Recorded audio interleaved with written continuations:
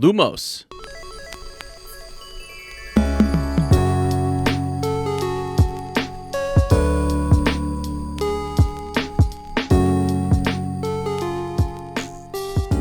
Hello, friends. Welcome back to Shell Cottage Radio. I'm your host and secret keeper, Ezra, a.k.a. Bill, also known as Sir Ezra, the Watchful History of Magic Professor, the Flannel Wizard, obviously. Yours truly, me. Please welcome your lovely design witch, the fascination of this year, Tri-Wizard champion herself, my wonderful co-host and yours, Lottie, a.k.a. Fleur. Hallo und einen wunderschönen guten Tag. It's so good to have you back in our beautiful little cottage on the outskirts of Tinworth. Kommt rein und macht's euch gemütlich.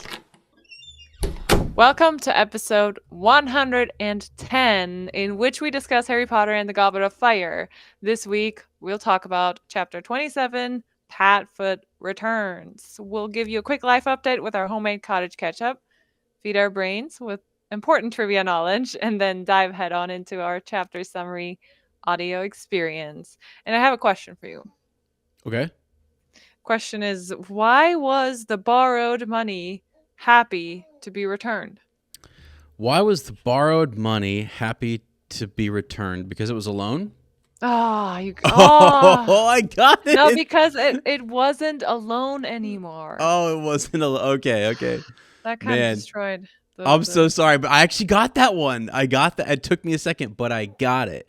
Hey, can I tell you something? Can I tell you something? Yes. Why is a door not a when is a door not a door? You totally busted it. Sorry, but wow, every time we are so good at this at home, and now we're busting it. I know, but seriously, answer the question. When is a door not a door? When it's a jar. When it's a jar. Oh, it's so crazy.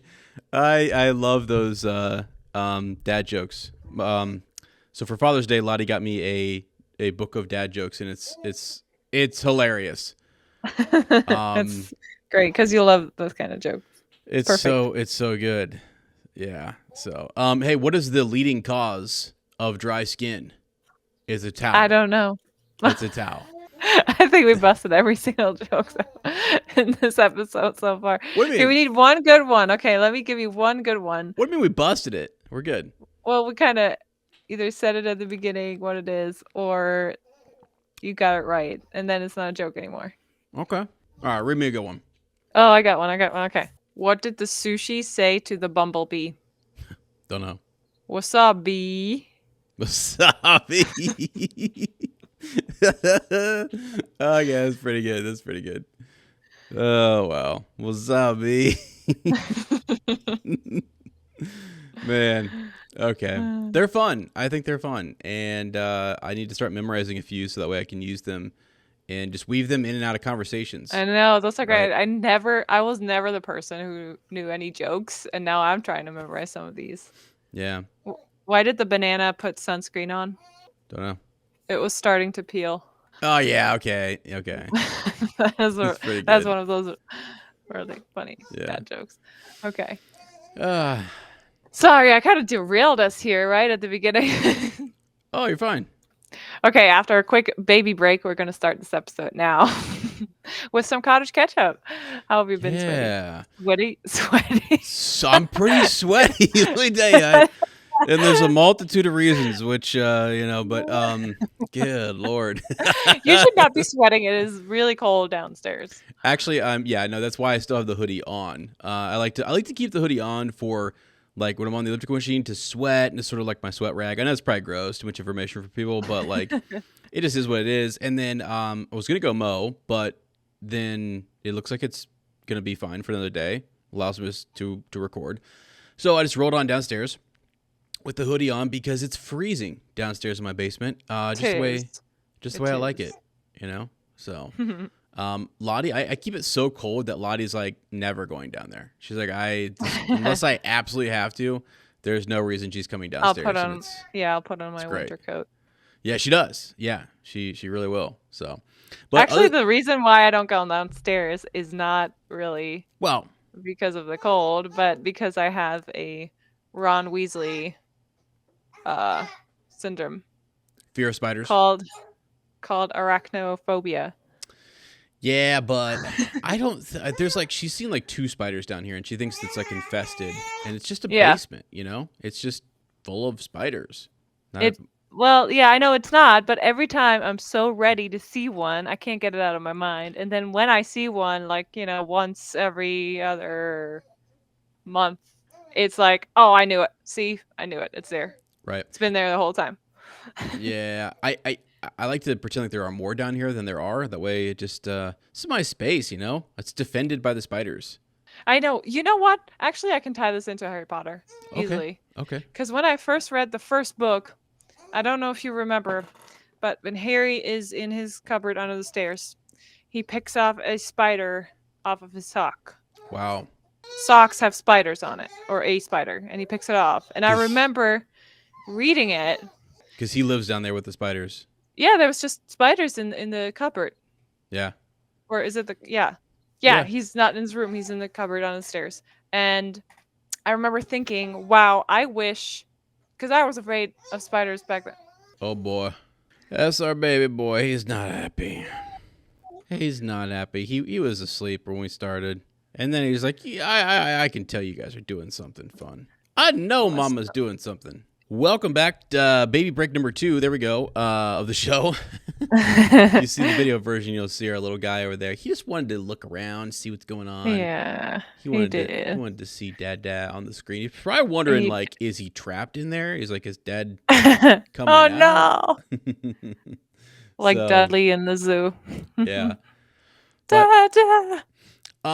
Anything else though, cottage ketchup wise, before we dive into trivia? How are you doing? Yeah, good, really good. It's so fun now that Lucas is a little more awake, and to play with him a little bit, even though he can't physically like touch things and play with you yet, but playing in front of him, you can see he's alert, he's awake, he follows things with his eyes.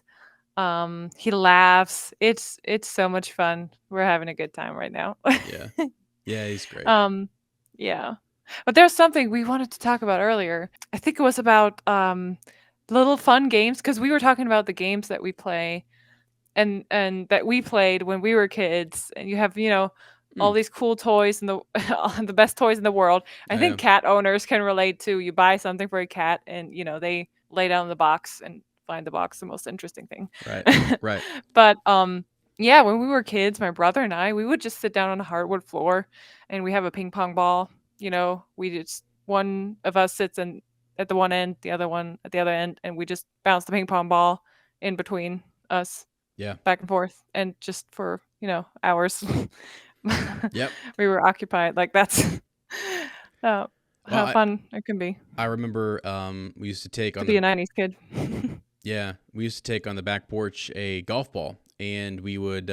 It's not the back porch I have now at my dad's. He definitely redid it and everything. But we would take the ball, we would roll it up to the porch, we'd roll it up one side, and it would roll back down to us because it wasn't level, right? It would just roll up, that's so funny. and roll back down. And eventually, cool. once Dad got it, he added on and sort of did a bunch of work to our house. We went to go play the game. We couldn't play it anymore. We'd just roll. Oh, you were mad at your dad. We'd roll the ball and it would just stay there. So, yeah. Boo, that's boring. Boring, I know. But yeah, a friend of mine that I grew up with, and we played volleyball together. We could, like, for hours. We probably were in her parents' backyard for like 2 hours, and we would just be talking while we were playing volleyball, like not over the net, but just back and forth, playing the ball, and for hours. It was so cool and so fun. Sometimes I miss that. So we're actually contemplating now getting either a pool or a badminton set. So yeah, we'll let you guys decide. Actually, we'll put it up for a vote. And if you guys vote for the pool, we'll get the pool. And if you vote for badminton, we'll do that. Yeah, either we'll have a pool party or a badminton tournament. Yeah. So no, we are actually. I want to get a basketball hoop in the front so we can start shooting hoops. That would be fun. Yeah, talk and just shoot hoops. Yeah, I get some concrete laid down and stuff. I used to shoot hoops for hours and hours as a kid. It was awesome. So that's so cool. Yeah, but it's crazy. I've been in summer for a while, and I feel like now is my first day of actual summer vacation. Yeah. And I think people forget, especially my friends and family, like they forget that even though I'm a teacher, I still work all the time during summer. I'm still working, air quote working. This is my fun little hobby that we do, but this is still takes time and effort. We have to, write the summary. We have to find time to do it. We are taking care of Luke. We tried to start the show, and he said, "I don't think so. No. Not without me. You're not starting that show." But anyways, it's been. I'm actually just kind of excited to like get back into content creation more and do things that are fun, but are also work.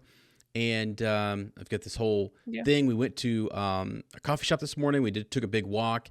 We wrote down sort of like my ideal dream day, blocked out some time for different things, and it's fun. It's really cool because also Lottie's working on all of her crochet stuff, and she's going to be at LAP3 selling things. So anyone who's interested in coming out to Mount Vernon and joining in the fun that's over on Up Talkin' Tolkien, I'll share the Facebook event for you guys. There's over 700 people interested in coming, which is crazy. That's crazy. Yeah. Kind of shocked by that. It's going to be the Lord of the Rings style Kent, I think. I hope so. That would be maybe one day. That'd be awesome. Maybe not this year because we didn't expect that many people to show up or to at least be interested. Right. But maybe one day if we keep doing it, who knows? Yeah. So, but yeah, that's basically what's up. I mean, we're just doing our thing. Get some projects around the house we got to get to, and that's that really. Yeah. So enough about our lives. I think it's time to dive into some Harry Potter. Yes, let's do it. Trivia. Ding, ding, ding, ding, ding. I was trying to conjure Tiffany's, recap. It's harder to do it with trivia. Trivia. Yeah, it doesn't work as well. And I've been thinking of them because they just went down to Epic Universe or whatever down there. Right. And we were watching their blog. Come on, Ez. Get it together. Was watching their vlog beforehand. And I got to thinking, like, when the HBO show starts up and we start seeing this new TV show based on Harry Potter run by HBO, is it going to look the same? Are they going to, they have a whole park dedicated to the Ministry of Magic. Is the Ministry of Magic going to look different? And then, like, are you going to make a second park? It's just kind of weird. That's weird. I don't think so. I hope they have the rights to things like that. I'm guessing they're not going to change really the look of Hogwarts. In Hogwarts Legacy, they definitely changed some things for the game, and obviously they can also say, well, it's been 50 years or more. Actually, more like 100 years. So it's okay if the castle has changed over the years. That's fine. You can explain that. Yeah. But where it's at, like the surroundings, the iconic castle just looks the same, and I think it should be that way in the show too. I don't think they're going to change that. Hope so, but we'll see. I think it's something people haven't really thought about. They haven't thought about whether or not the TV show is going to use the same sets, and is the Ministry going to look the same? Is Hogsmeade going to look the same? We have a whole park dedicated to Hogsmeade. We have a park dedicated to Diagon Alley.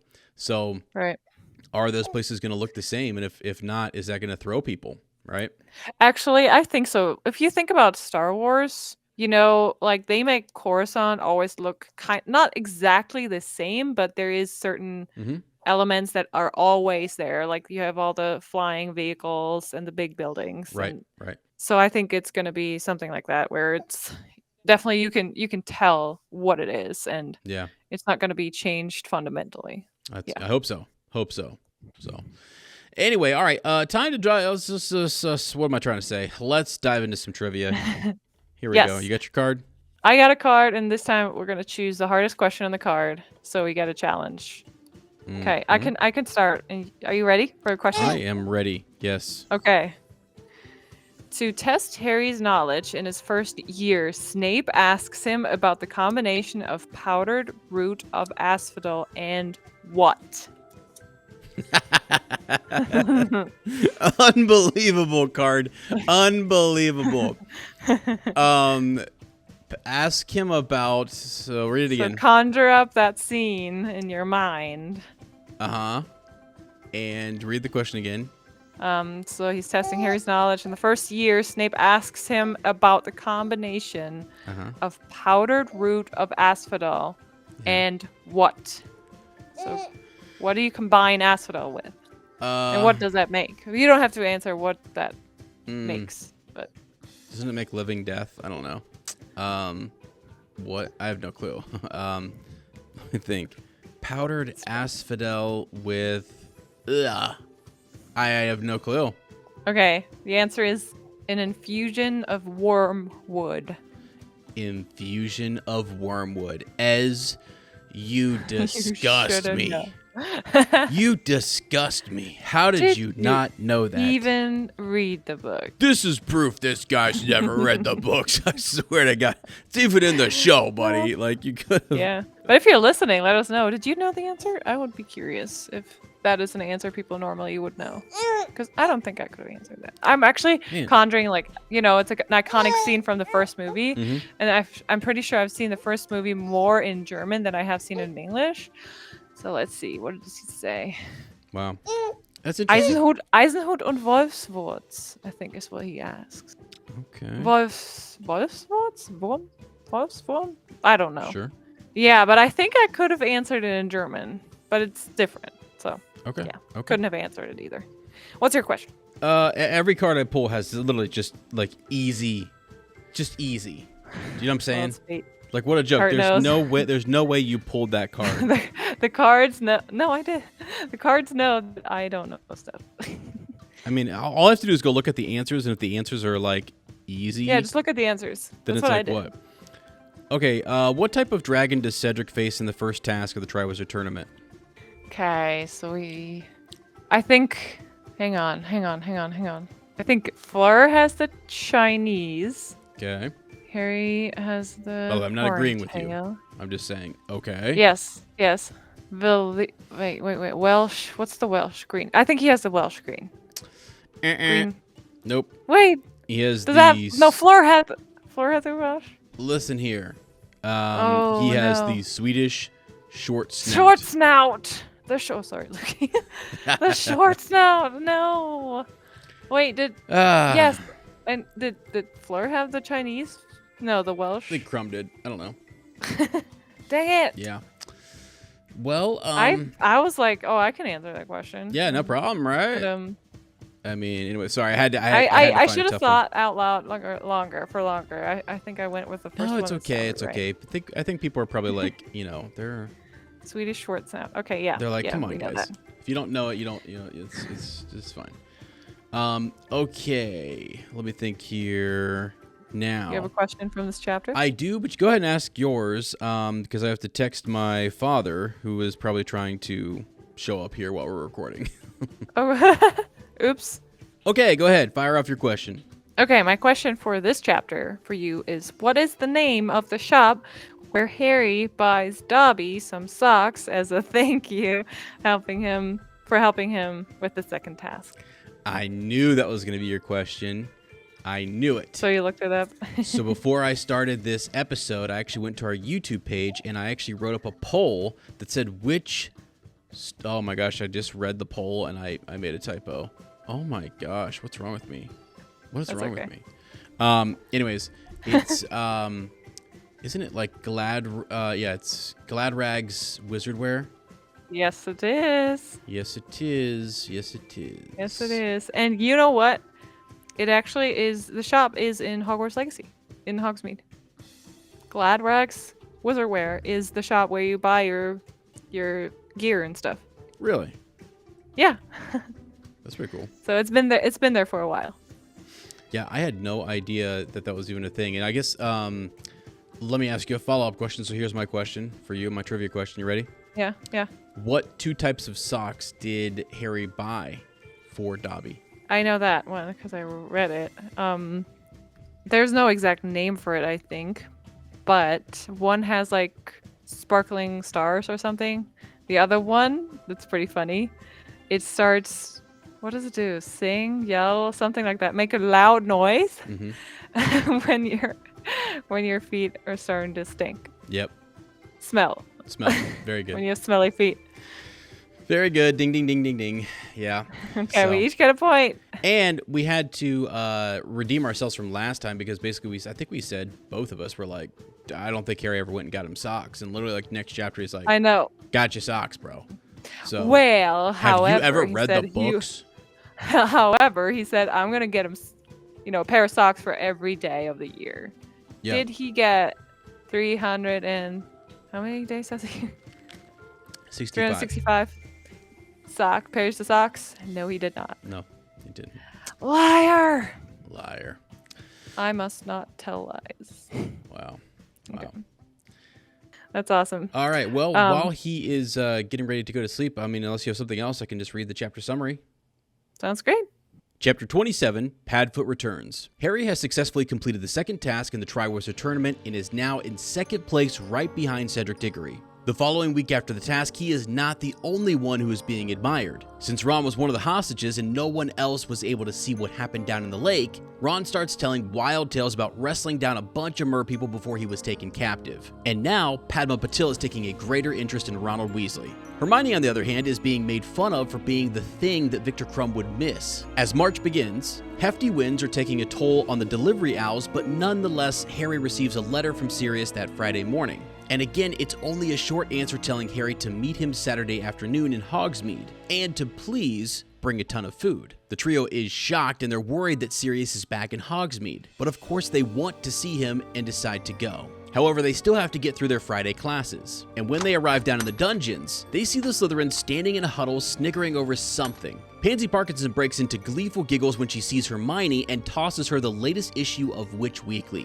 Then Snape comes around the corner, opens the classroom, and begins his lesson. As soon as he turns around to write on the blackboard, Hermione starts flipping through the magazine's pages under her desk until she finds Rita Skeeter's latest article. Skeeter has written another scandalous story about how Harry is heartbroken over Hermione, who, according to the article, has her sights set on Victor Crumb. It claims Hermione must have used a love potion to catch the attention of the famous Quidditch star. The article even mentions that Victor supposedly invited Hermione to spend the summer with him in Bulgaria. Ron is furious, telling Hermione that she shouldn't have annoyed Rita Skeeter the last time that they were in Hogsmeade. Hermione just laughs it off, but she's genuinely confused about how Rita Skeeter knew that Victor invited her to Bulgaria. Ron is extremely interested to hear what Hermione's answer to Crumb's question was, but Snape has come over to reprimand them in front of everyone for discussing their personal life in class. He snaps the magazine from Hermione and begins to read from the article. He then punishes them for talking in class and separates the trio. Hermione gets placed next to Pansy, and Harry next to Snape's desk, where Snape starts insulting and provoking him. He warns Harry not to break into his office ever again. Apparently, Boomslang Skin and Gillyweed recently have gone missing. Snape pulls out a bottle of Veritaserum and threatens to spill some in Harry's pumpkin juice if he steps out of line one more time. This makes Harry feel queasy, thinking about all of the secrets that he absolutely cannot afford to spill, such as Sirius's whereabouts or his feelings for Cho Chang. Then somebody knocks at the door. Karkaroff comes in demanding to talk to Snape this instant. Snape seems angry and asks him to wait until after the lesson, so Karkaroff goes to the corner behind his desk and waits. Harry, nosy as he is, spills his armadillo bile on purpose right before the bell rings and ducks under the desk to eavesdrop. When he takes a peek at the two professors, he sees how Karkaroff is showing Snape something on his forearm. But this makes Snape even more angry and also nervous at the same time.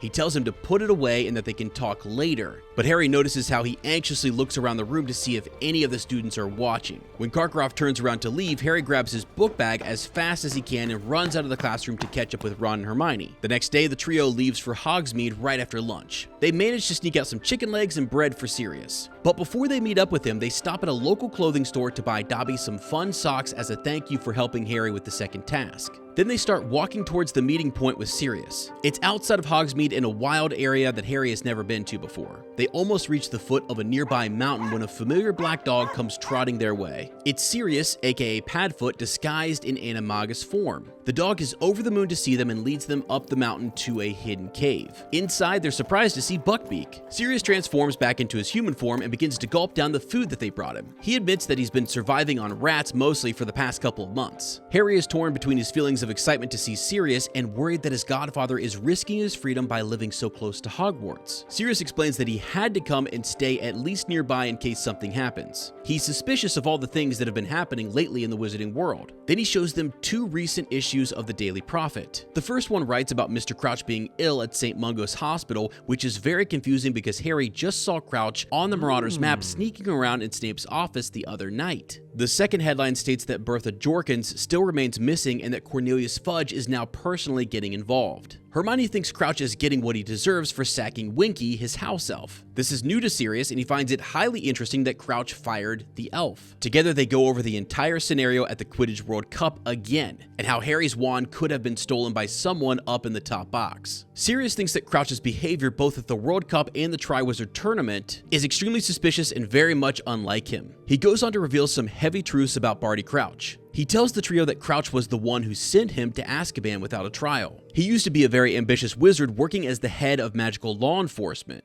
and he's famous for operating against Voldemort's supporters. But his methods were so ruthless that when his own son was caught with a group of Death Eaters, Crouch didn't hesitate to send him to Azkaban as well. Sirius was there when Crouch's son died in a cell about a year after his sentence. Sirius explains that after his son's death, Mr. Crouch lost a lot of his popularity because people started to feel sorry for his son and they wondered how a good kid like that could go so wrong. However, Crouch's most recent behavior, and the fact that Harry saw him on the Marauders map in Snape's office, even though he hasn't shown up to the tournament events at all, doesn't make sense to Sirius. Ron, ever suspicious of Snape, still believes that Snape is involved with the Death Eaters. Sirius agrees, mentioning that Snape knew more curses when he arrived at school than half the kids in 7th year. And he was a member of a gang of Slytherins who nearly all turned out to be Death Eaters. But why wouldn't Barty Crouch want to keep an eye on him publicly at the tournament and at Hogwarts? Harry also describes to Sirius what happened yesterday at the end of potions class and how Karkaroff showed Snape something on his forearm. Sirius then gives Ron a task. He wants him to ask his brother Percy both about Mr. Crouch and whether he's personally seen him lately, and about any updates on the disappearance of Bertha Jorkins. Finally, when they say their goodbyes, Sirius gives Harry a stern warning to be careful, as he won't be safe while the Triwizard Tournament is going on. On their way back to Hogwarts, Ron wonders aloud if Percy would ever betray his own family for his career, just like Mr. Crouch did with his son.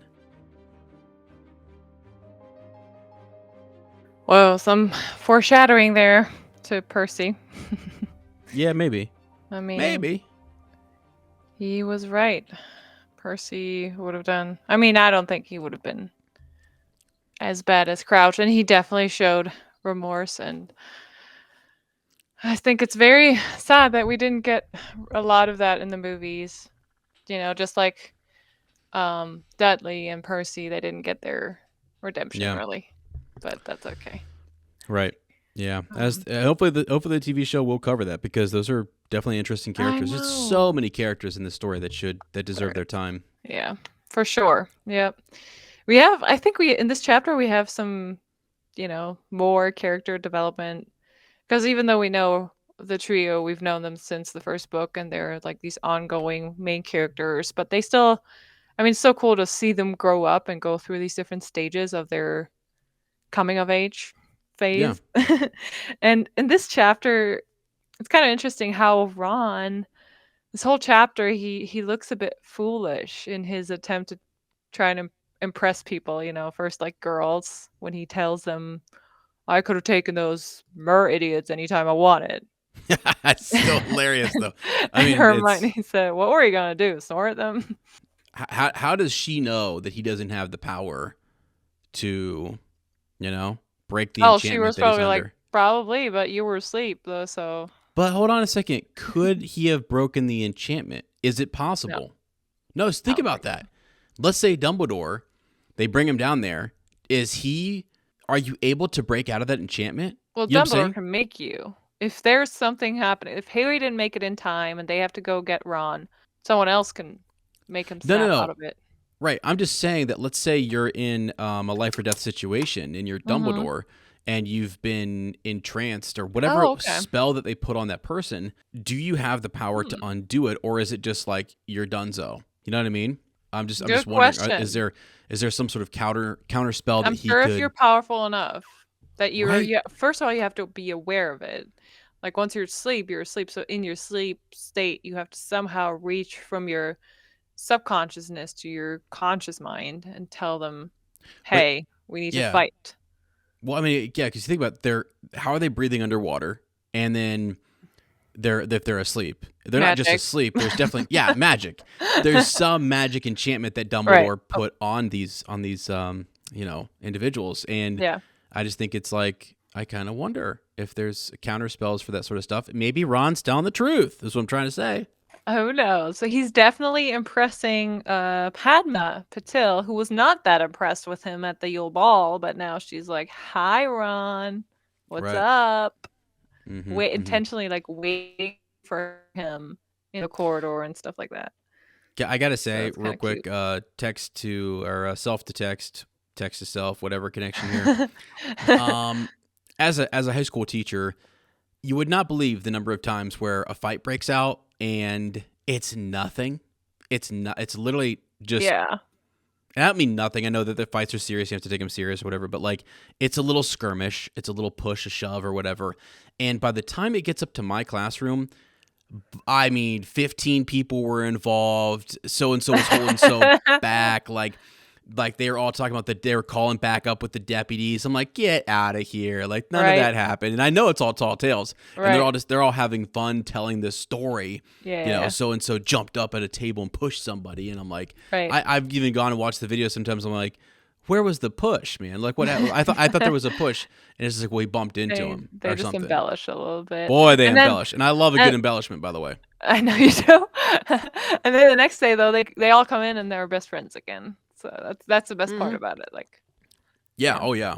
Yeah. Sometimes, I mean, honestly, at my high school, I feel like they're staged because, like, they're kind of like, it's getting kind of boring around here. You guys want to do something? Right. Like, nobody's really mad at anybody. Everything's fine. Yeah, They're pretty chill, the that's kids. funny. So, So anyway, yeah, Ron is, I don't know, like I was talking about how he's looking a bit foolish, not just here at the beginning with Hermione and him trying to impress some people, but also later with Sirius. Every time he's like, "Okay, Hermione, we got you like house elves. Come on, it's okay.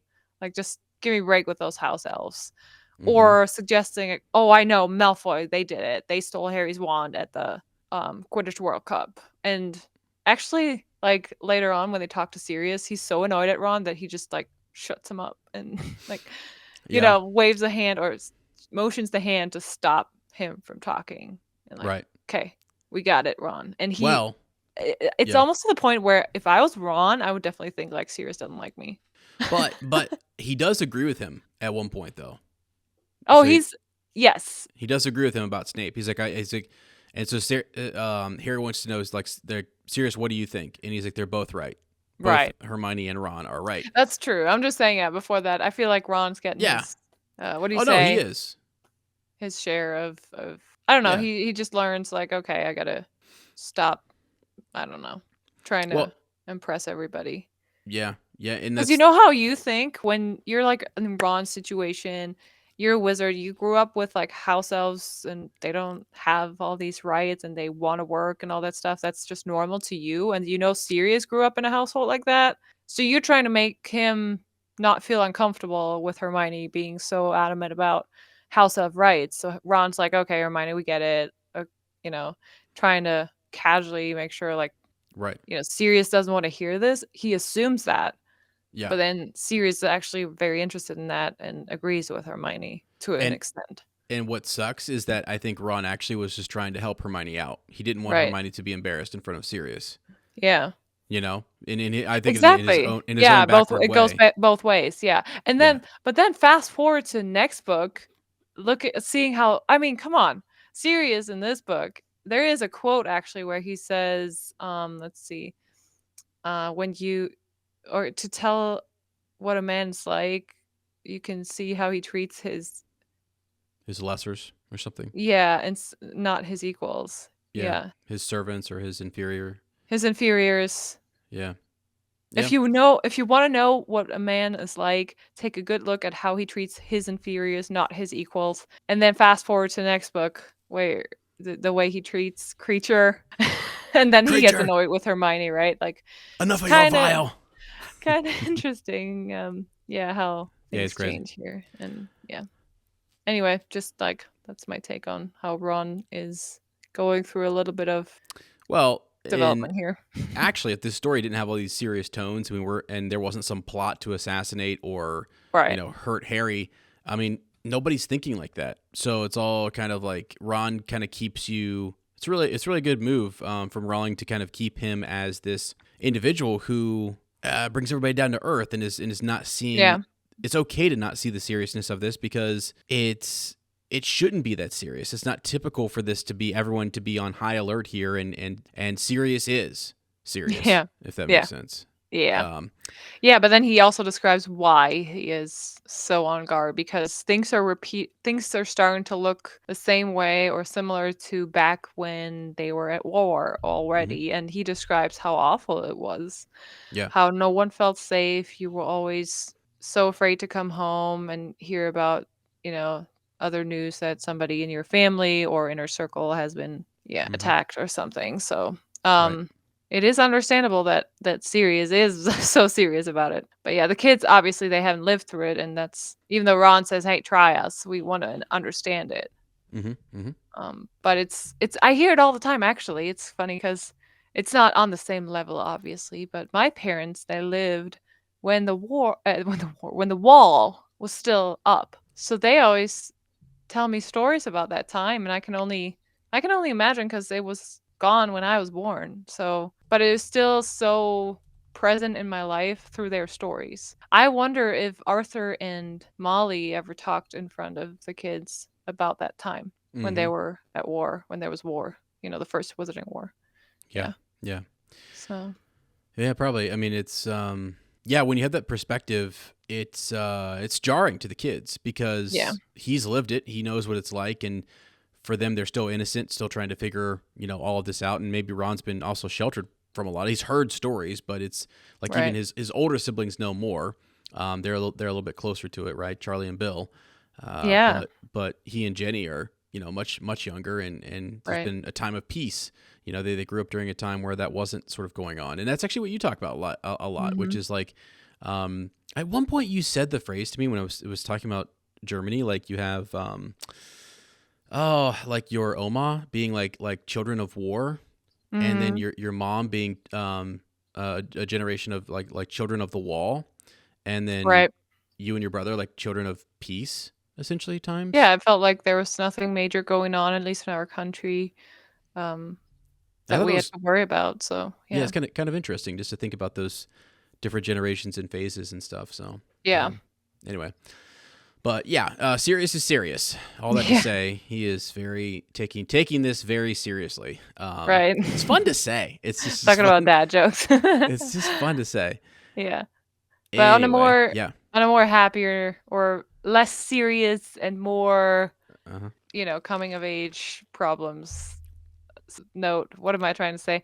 Back to Friday before they even meet Sirius here. It is potions class time, and it is Pansy Parkinson and her gang and the Malfoys, just one Malfoy and Crab Yeah. and Goyle. They're all standing in front of the potions classroom, and they're hovering over a magazine, and they're all making fun. But I think when Pansy says you might find something to interest you in here, Granger, and she's laughing, sniggering, whatever. I think she's just jealous that Crumb has a crush on Hermione. Oh, I think she's definitely she's jealous. yeah, for sure. Yeah. She That's is. just I can see her being kind of like surface level interested in Crumb, yeah. because You he know, seems more like someone who could be in Slytherin and more like up their alley. right, right.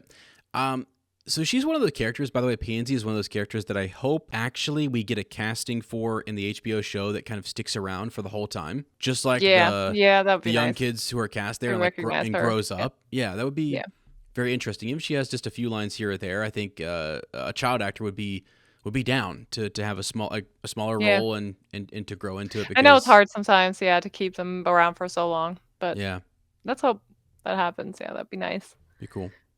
Um, So It's also fun to see in the like Hermione, they all go in. She actually reads the article underneath the desk when Snape turns around to the blackboard to write stuff like the ingredients on the board. So relatable.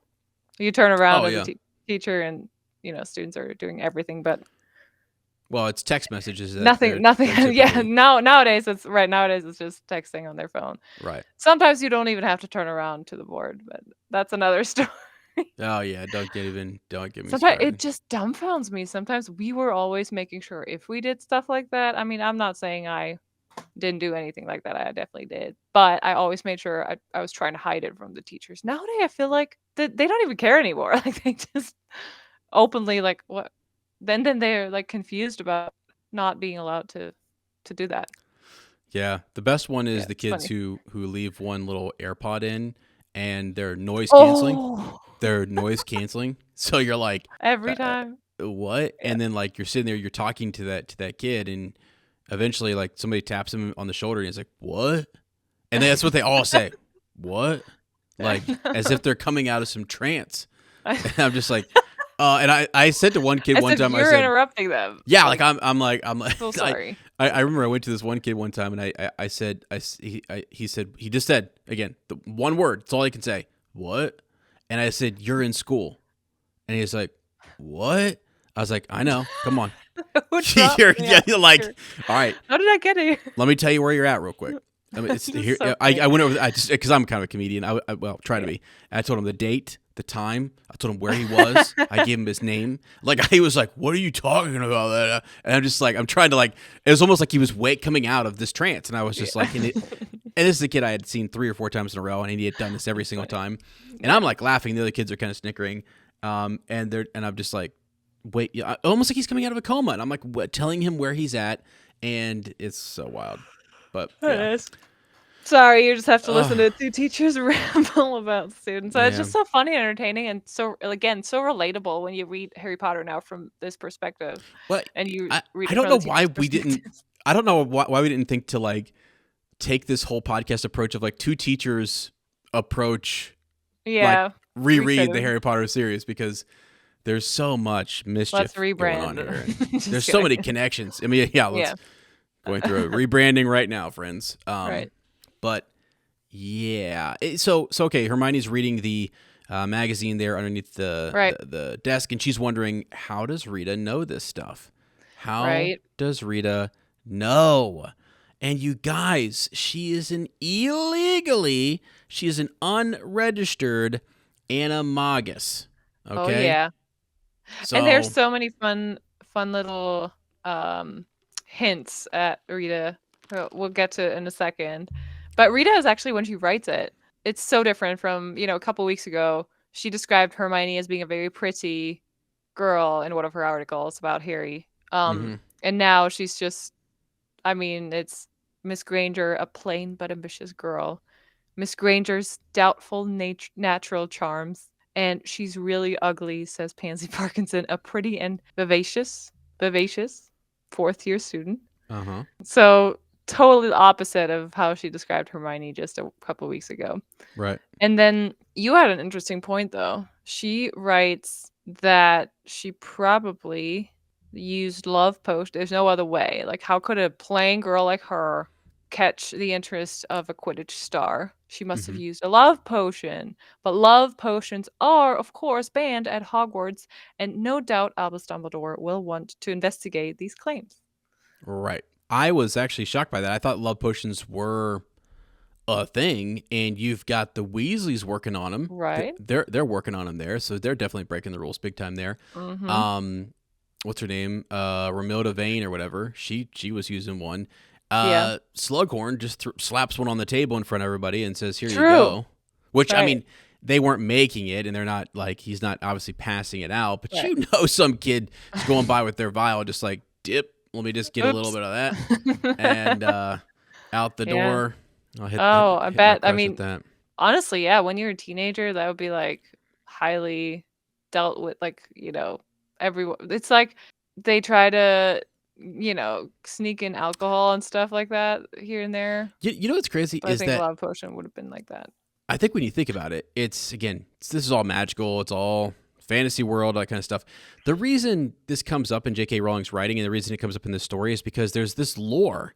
There's actually lore with witches in real life using like love potions and being able to Right. entrance people and stuff like that. So it has to be one of the elements that you have in the story. But it's nuts.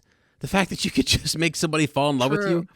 And they know Freaking it's not real. I crazy. mean, the whole story, the whole villain character story is Yeah. around that this love is not real and it's not good to do something like that, right?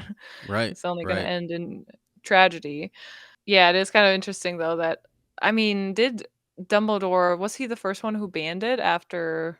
Well, Did he already know that it's probably been banned. Tom Riddle was conceived through love potion? But yeah, I'm sure it has been banned for longer because it's just, you can't have that in a school full of teenagers. Anyway.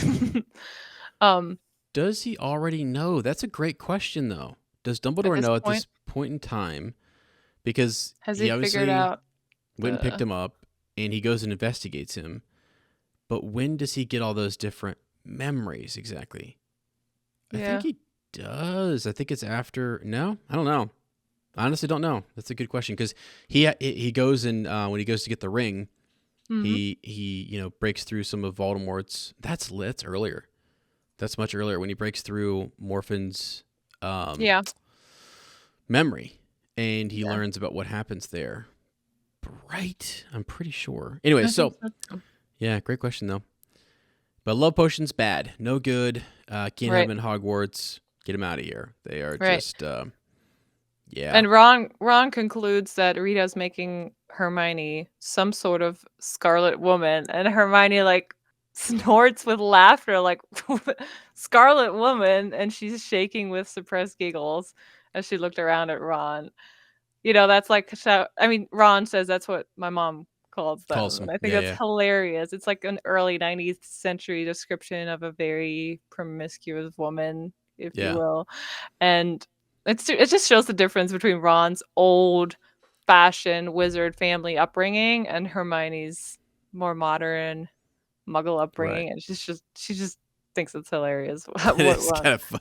Yeah, Ron's jumping to some extreme that he's heard his mom, probably say or use at home. And just can you imagine like Molly calling somebody in a magazine, that it's Scarlet Woman? How do you...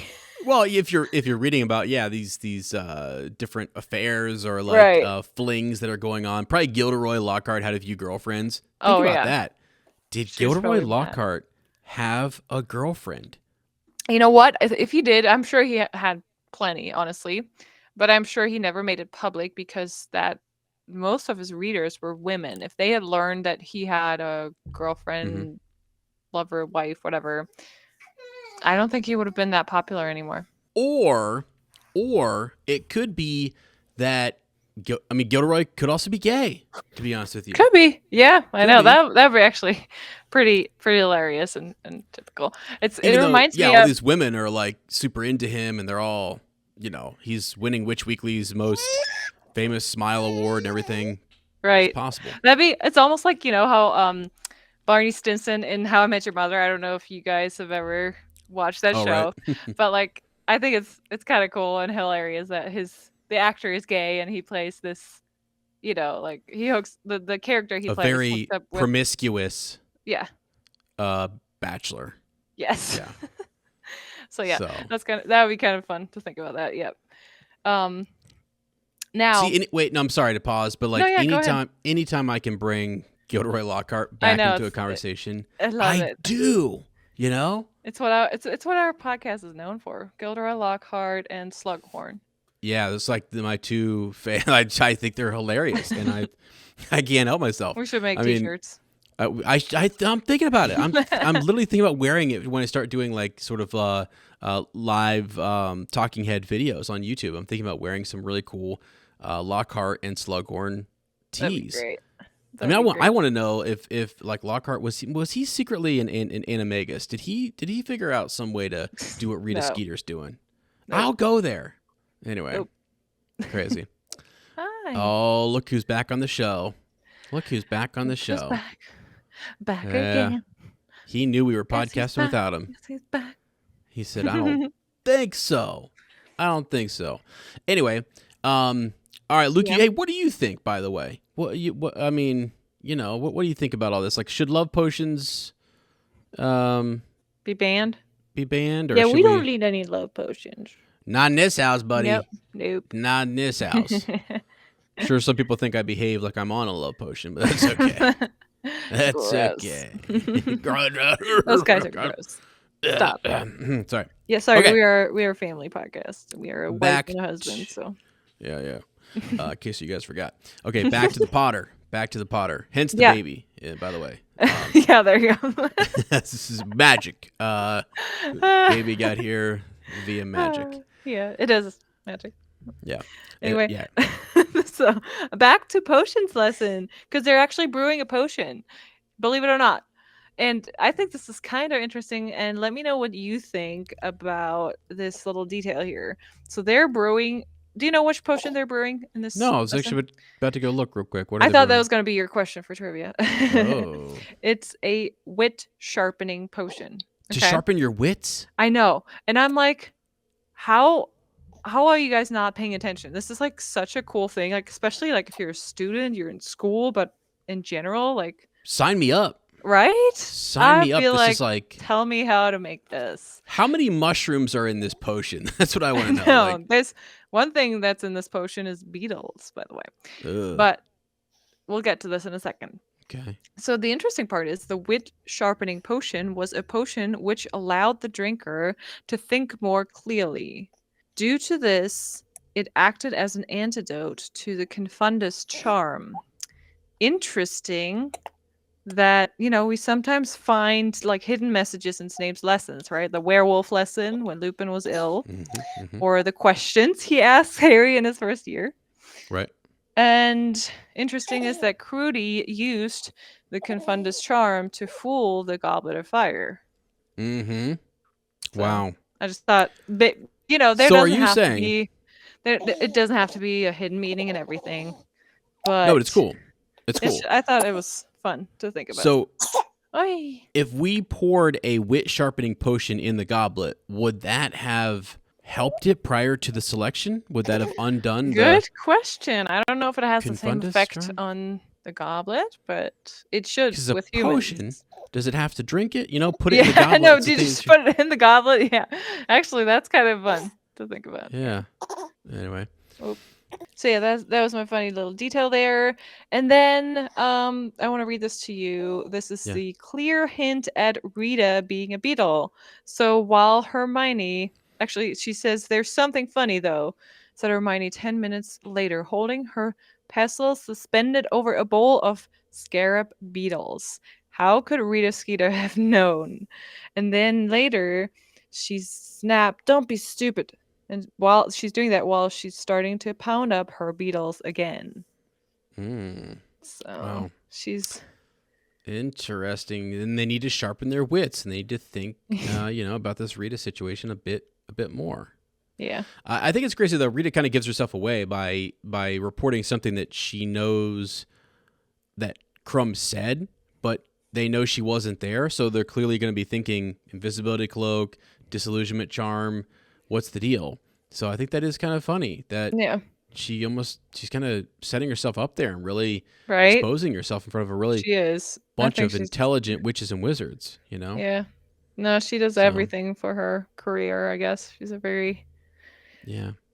career-oriented woman and wants to succeed in being the best Yeah. reporter, air quote. Right. So, okay. We then have after we go through all of that, some awkwardness between Ron and Hermione with Crumb and the actual question of going to Bulgaria, which, I mean, he likes Hermione. He definitely was. Oh, he is like begging to hear the answer. What did you tell him?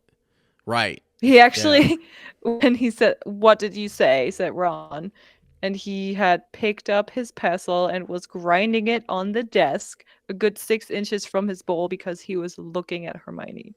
Yeah. Can you just imagine that scene? Like he's Yeah. grinding the desk while he was Right. waiting to hear the answer from her. That's hilarious. But then yeah.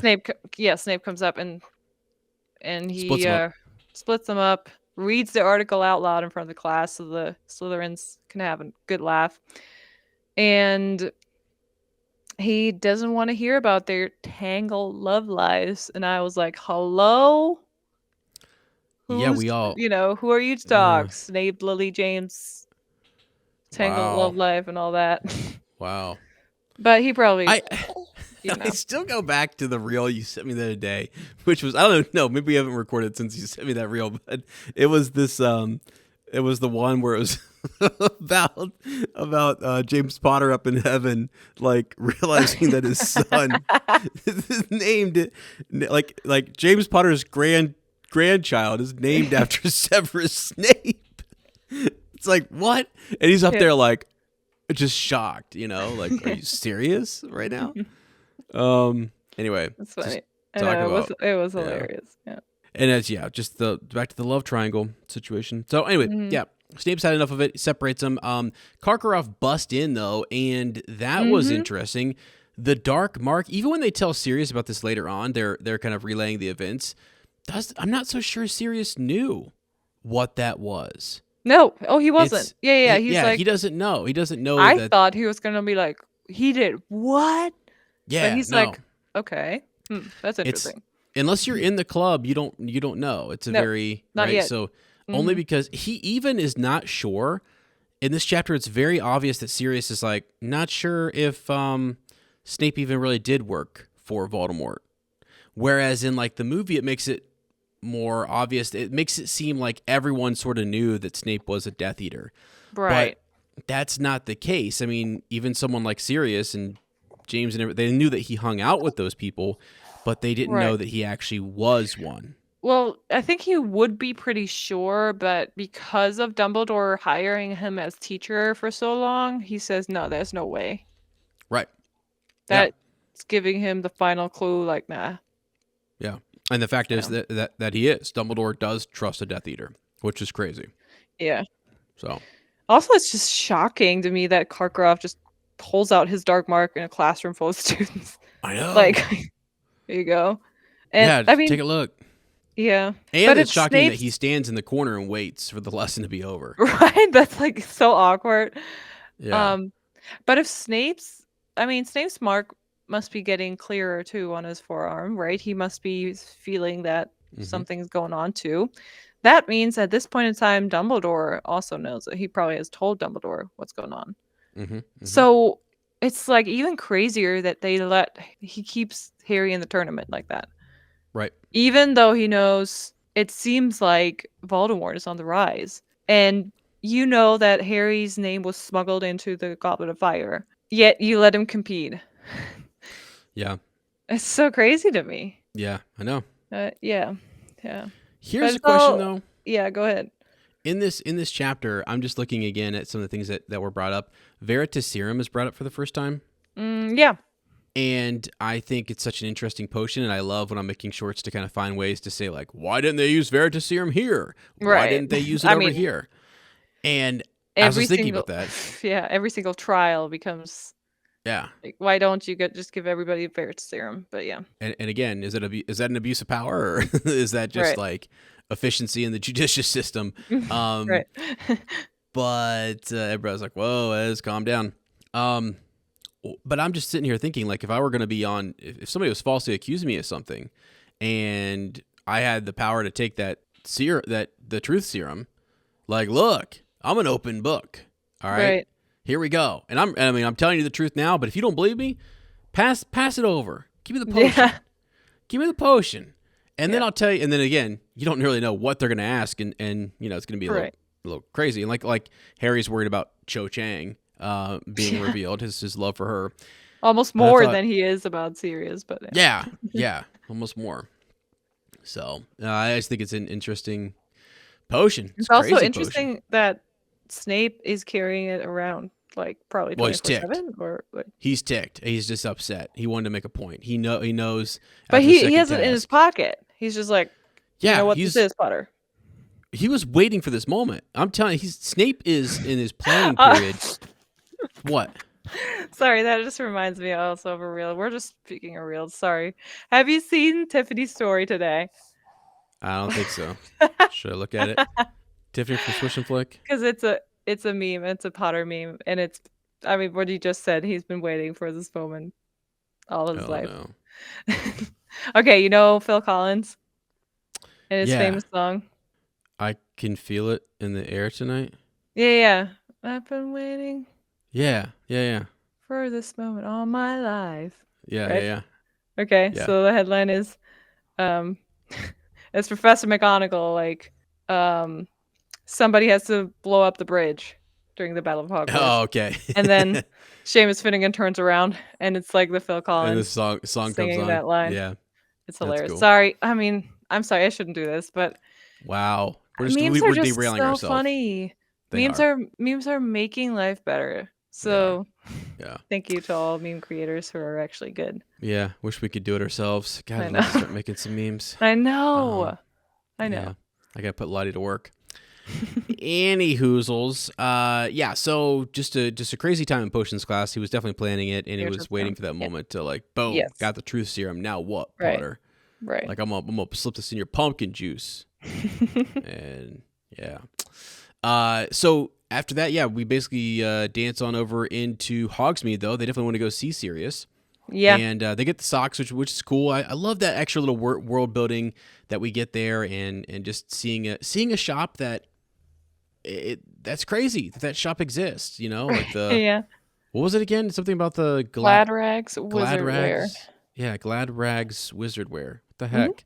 Mm-hmm. So anyway, pretty cool. They bring Sirius some food, and that was good. He's gulping that down, which is great. Definitely hungry. Eating rats though, come on. Doesn't Ron say at one point like he must really care about you, Right. Yeah. to be eating rats? Like, yeah. wow. That's interesting. That after last year, what happened? And why? Yeah. What if? I mean. Oh, I mean, he's probably hoping that one of them is Peter. To be honest.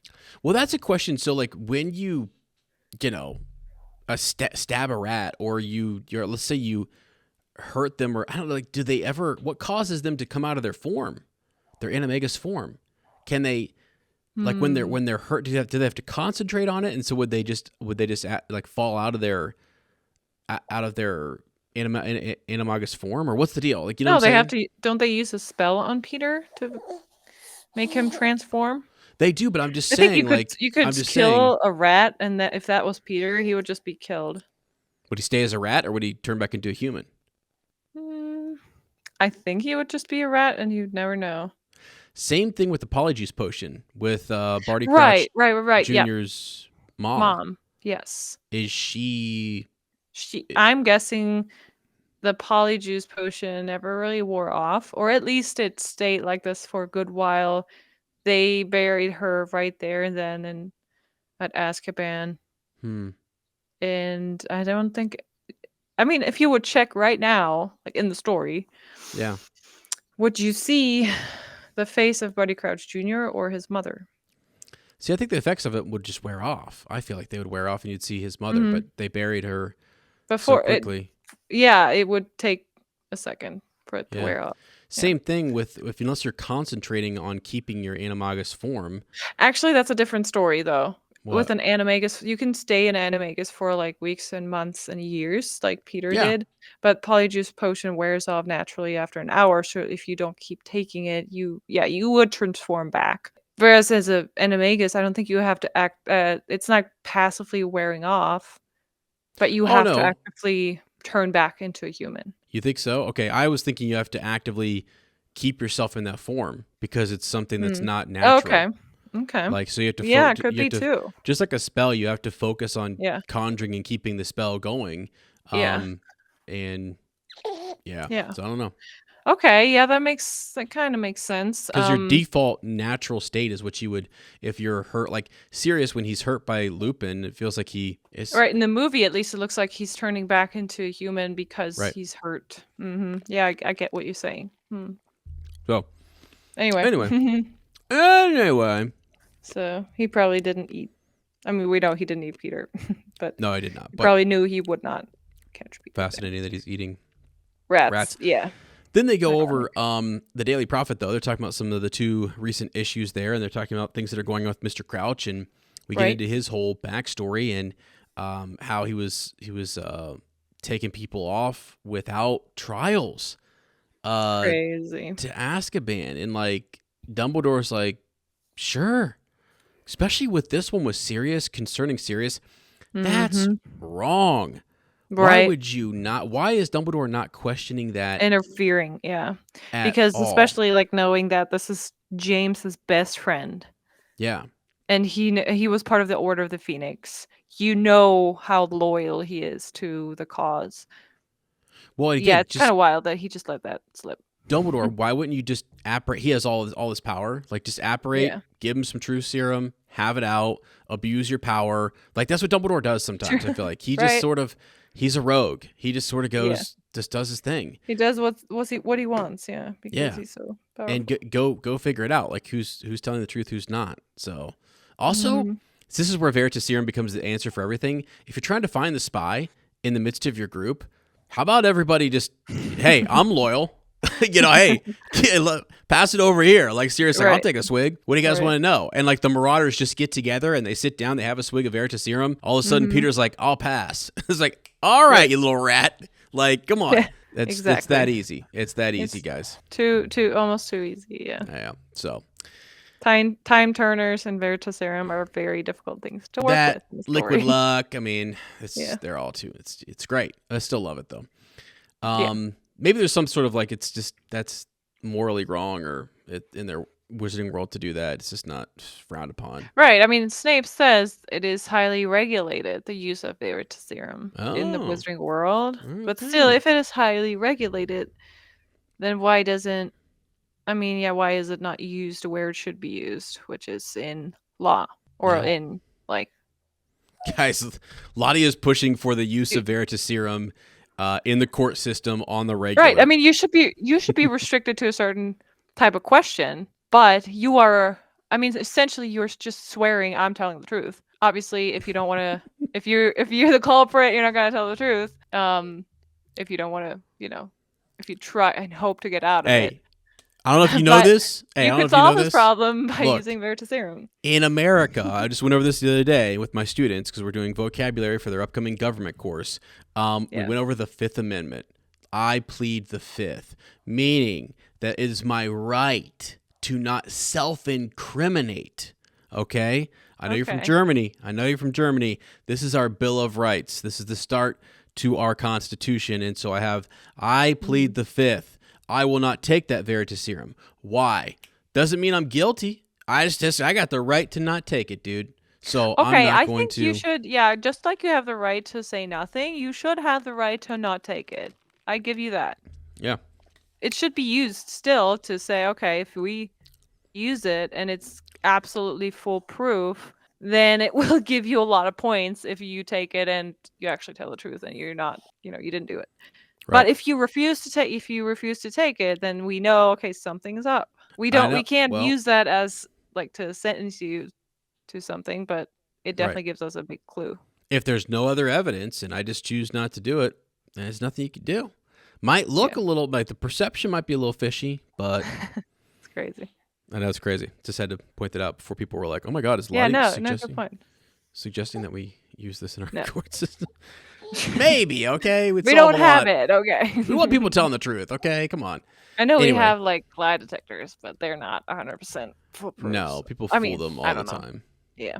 But also, yeah, sometimes they're great. I don't Sorry, know. that was not me. Was that him? That he was burping? him. Is he burping? Yeah. Oh boy! All right, excuse him, guys. Excuse him, please. Bless him. We're at the end of the chapter here, though. So quickly, the things they go back over, I'll just kind of summarize this. Is Crouch? Yep. They go over Crouch's behavior at the World Cup. Winky, what was going on in the top box? Does Harry? Who could have taken his wand? It's really irregular that Barty Crouch would be taking sick days. Like Sirius is like that's just not like him.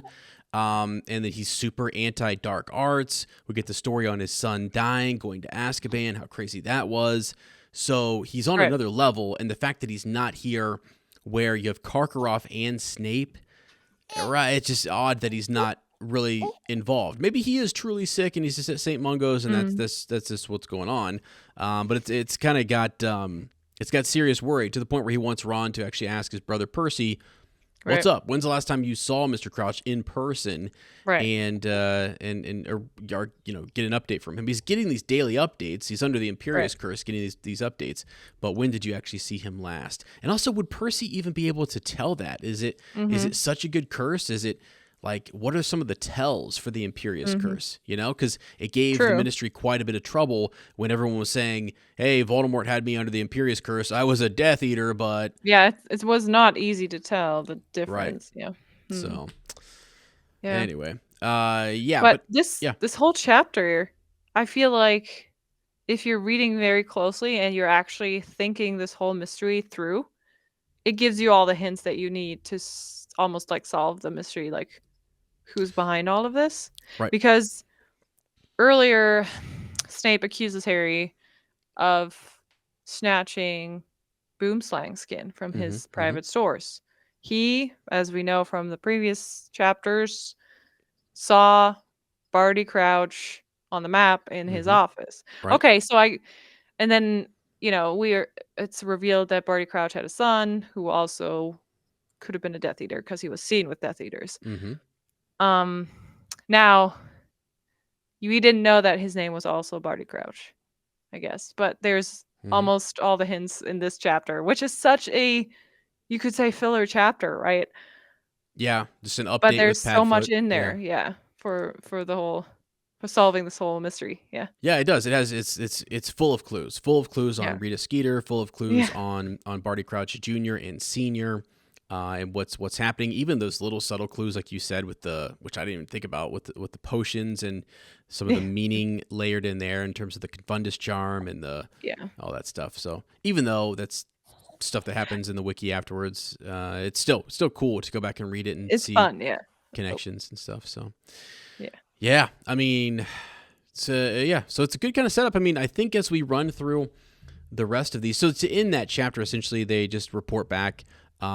They're going to keep sending messages to Sirius, and they say their goodbyes, and he's giving Harry that stern warning to be safe and whatnot.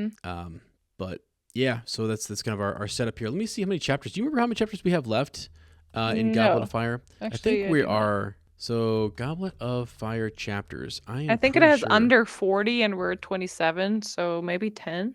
Okay, that's pretty good. So our goal is actually to get through. We're on chapter 27, and we have up through so 10, so 37. Awesome. Was I right? Yeah, you're 10. Oh, cool. We have 10 left. Cool. So that's pretty cool. That's not too bad. Yeah, our goal is to finish it this summer, and so Yeah. we're going to be ramping up the podcast here, trying to get a couple in a week. We'll see how that kind of goes, depending on Luke's schedule, what we're doing. But I'm finally done with tutoring and super excited to get back into more content stuff. And by that, it's a little shaky, by the way. The first couple episodes here back have been like, Lottie and I are just still trying to figure out like our flow and figure out like, how do we talk to each other in two different rooms in different places and with a baby and all of it. So appreciate you guys just bearing with us. And there's a lot of editing we have to do and pausing and starting and stopping.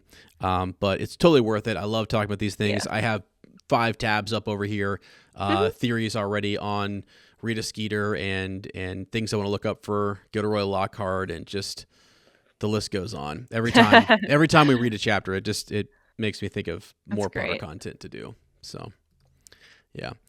All right. Well, thank you guys so much. We definitely appreciate you just being here. And by the way, I was going to start the episode off with this. You guys are cool. I forgot to say that. I wanted to let our listeners know they're pretty cool, right? I know. I just think it's cool that you guys listen and that me people are too. still locked in and like talking to us and everything. Oh, did you have an outpost you wanted to do or no? Yes. You do? There's actually talking about our cool listeners. One of our Yeah. cool listeners, Weston. Yes. He actually wrote an L the other day, and he's on episode 107, and he has to chime in to defend the appointment of my guy Hagrid, his guy Hagrid, as care of magical creatures teacher. Yeah. Wow, that's a mouthful. Creatures teachers. Magical creature teacher. And I think that's cool that he's like, I know he's got his faults, but Hagrid is pretty awesome. Yeah. Okay. So he makes 3 points about Hagrid. Okay. You want to hear them? Absolutely. Okay. He says, give me a teacher with a passion for their subject and love for their students over an expert, air quote expert, any day of the week and twice on Sundays. Yep. Yeah, just a passion for your subject and knowledge. Like that knowledge, most knowledge actually comes from practice. And I mean, you have to have both. You have to have both a passion for teaching, I think, and for your subject. That is.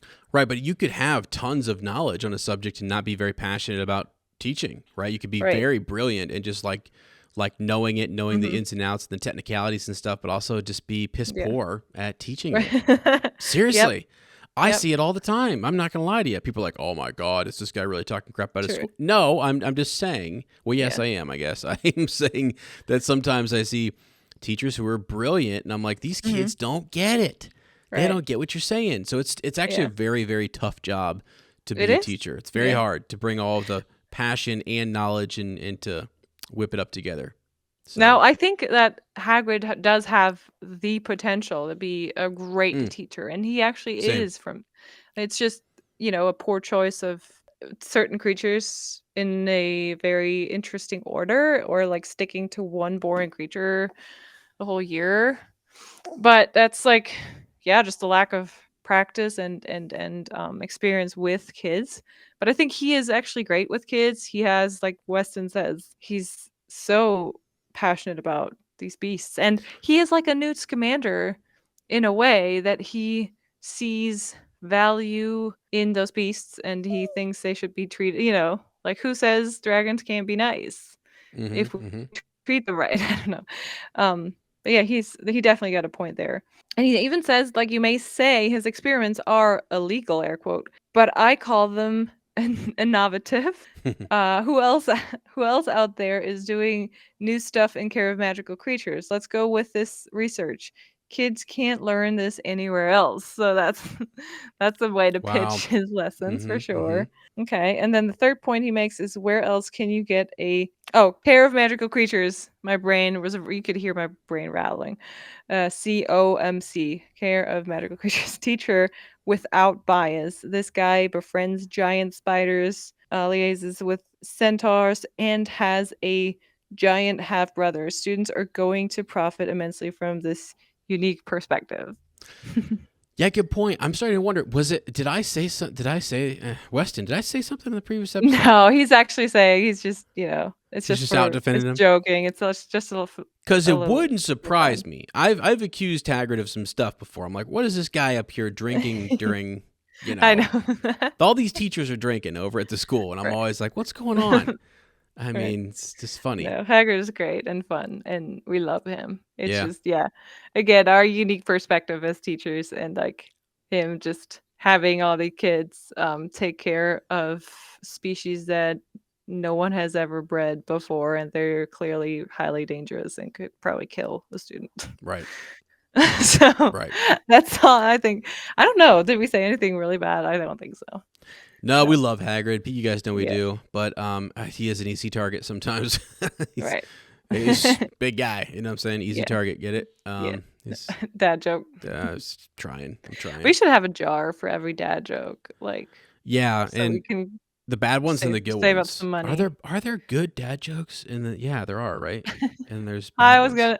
I thought you were gonna say, are there any bad dad jokes at all? Yeah, should have. Um, See, I'm still you should working make a on whole it. account. You should What if make a whole Lottie were account. better at dad jokes than me?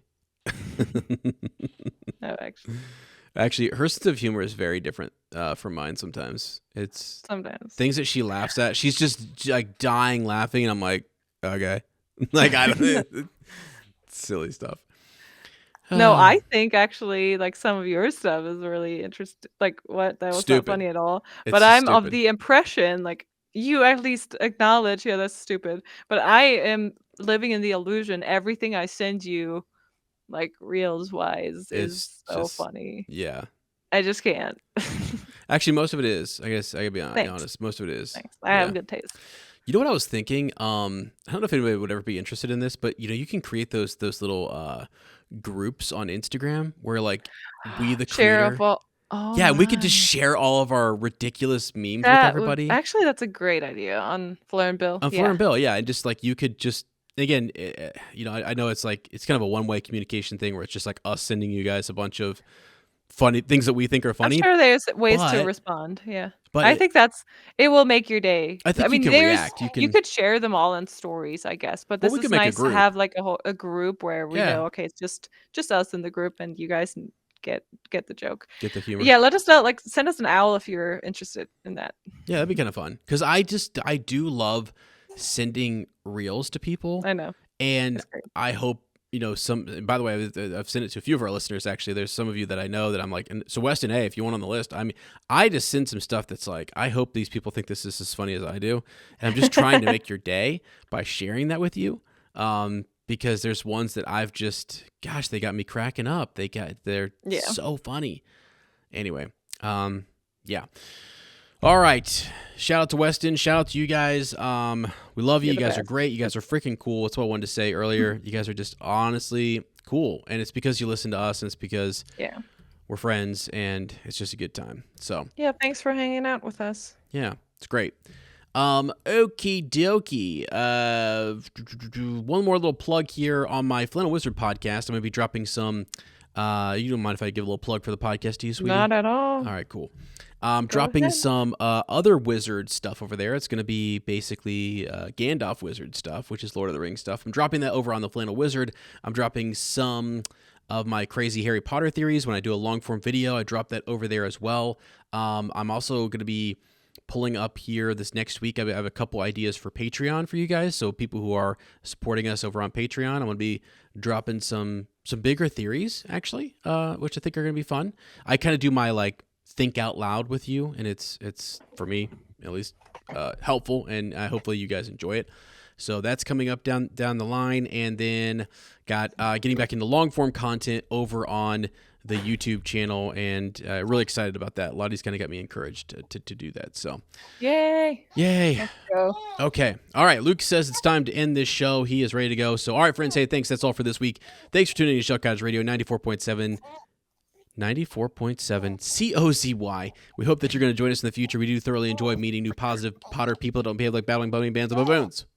Baboons! If you don't want to miss out on the next episode, be sure to subscribe to our podcast, leave us a review, follow on social media at fleurandbill. By the way, that review is super helpful, so please, if you do get a chance and you haven't, the reviews are definitely, the more we have, the higher the podcast shows up in feeds and stuff, so very, very helpful if you could, even if it's just a 5-star, even if it's just, that's all you can do, that's fine. Right. So, and thanks again to everyone who already left a review in the past. So thanks. Appreciate you guys so much.